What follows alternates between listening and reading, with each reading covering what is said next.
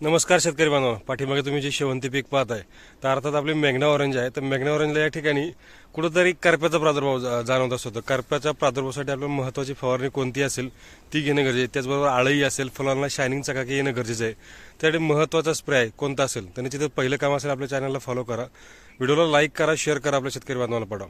त्या ठिकाणी कुठेतरी तुम्हाला आळीचा प्रादुर्भाव हा जास्त प्रमाणात जाणवतोय. तर या ठिकाणी आपल्याला प्लॅथोरा एक साधारणपणे 1.5 ml प्रति लिटर या पद्धतीमध्ये घ्यायचे. त्याचबरोबर कॉम्बिनेशनला या ठिकाणी स्कोर आणि कवच, कारण जांभळा करपा म्हणू शकतो आपण, या ठिकाणी कुठेतरी जाणवतोय. तर स्कोर कवच या ठिकाणी आपल्याला फायदेशीर आहे.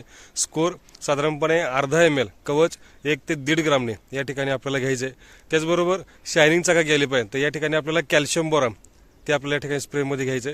आणि महत्त्वाचं आहे ते स्टिकर, हे कंपल्सरी आपल्याला या ठिकाणी स्प्रेच्या माध्यमातून आपल्याला या ठिकाणी फवारून घ्यायचे.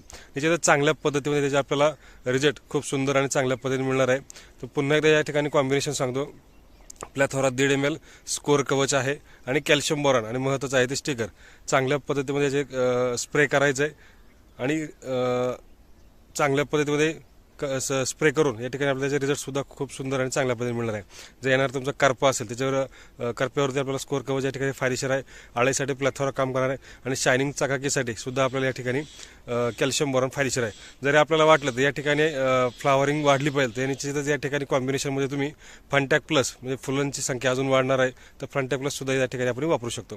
निश्चितच ही माहिती आवडली असेल तर व्हिडिओला लाईक करा, शेअर करा, आपल्या शेतकऱ्यांना पाठवा. धन्यवाद.